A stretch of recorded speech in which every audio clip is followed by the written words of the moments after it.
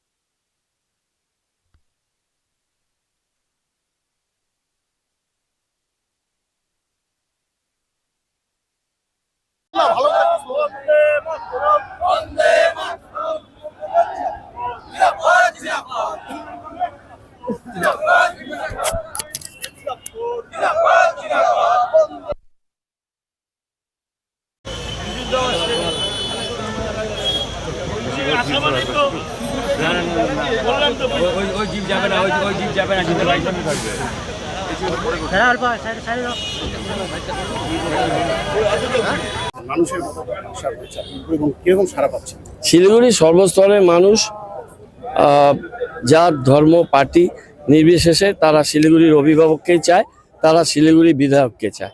সেই জন্য তারা একসাথে জোটবদ্ধ হচ্ছে, তারা একত্রিত হচ্ছে এবং 23 তারিখ আপনারা ব্যালটে বুঝতে পারবেন যে মানুষের রায় কতটা সঠিক এবং কতটা মানুষ উদ্বেলিত।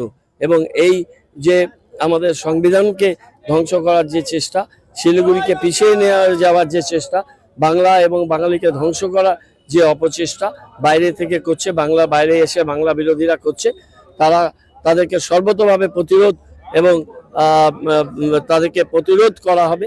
এবং আমরা মনে করি যারা বাংলায় থাকে তারাই বাঙালি।